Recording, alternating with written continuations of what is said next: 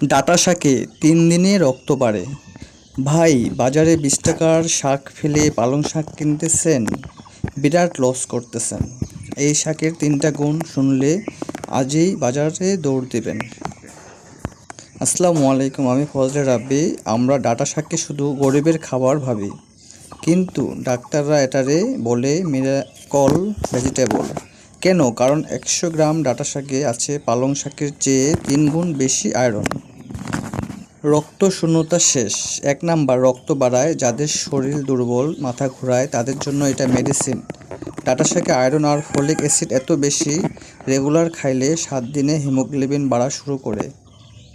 আমার খালার রক্তশূন্যতা এই শাক খেয়েই কমেছে। বাবুদের ব্রেন প্লাস হাইট। 2 নাম্বার, বাচ্চার জন্য বেস্ট। ডাঁটা শাকে ক্যালসিয়াম আর ভিটামিন এ ভরপুর। এটা বাচ্চাদের হাড় শক্ত করে, চোখের জ্যোতি বাড়ায়। জাপানে বাচ্চাদের টিফিনে এই শাক দেয়, এটা জানেন? গ্যাস, কোষ্ঠকাঠিন্য গায়েব। 3 নাম্বার, পেটের ডাক্তার। যাদের গ্যাস, কোষ্ঠকাঠিন্য, তাদের জন্য এটা টনিক। ডাঁটা শাকে ফাইবার বেশি, পেট পরিষ্কার রাখে। সকালে টয়লেট ক্লিয়ার না হলে রাতে ডাঁটা শাক ভাজি খান। কিভাবে খাবো প্লাস ভুল।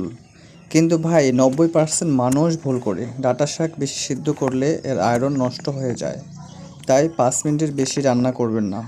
বেস্ট হলো রসুন দিয়ে হালকা ভাজি, না হয় ডালের সাথে। আর ডাঁটা শাক খাওয়ার 1 ঘন্টার মধ্যে চা খাবেন না। চায়ের টেনিল আয়রন স্বস্তি দেয় না। তো ভাই, আজ বাজার থেকে 1 আঁটি ডাঁটা শাক কিনবেন তো? দাম মাত্র 20 টাকা, কিন্তু উপকার লাখ টাকার।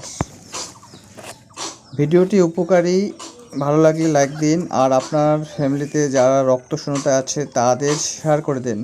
আর কমেন্টে লিখেন ডাঁটা শাক আপনি কেমনে রান্না করেন, ভাজি নাকি ঝোল।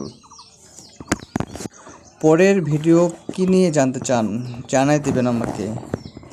আর এই ডাঁটা শাক হচ্ছে আপনার বাড়ির আশেপাশে ফাঁকা জায়গায় লাগাতে পারেন, কারণ ডাঁটা শাকে খরচ অনেক কম। আর ডাঁটা শাক অনেক অল্প সময়েই বড় হয়ে যায়। আর শাকে প্রচুর ভিটামিন রয়েছে, যেটা বাচ্চাদের ব্রেনের জন্য অনেক কাজ করে এবং তাদের গ্রোথ বৃদ্ধি করে। জাপানের টিফিনে বাচ্চাদেরকে এই ডাঁটা শাক দেওয়া হয়, যেটা খেয়ে তারা টিফিন শেষ করে।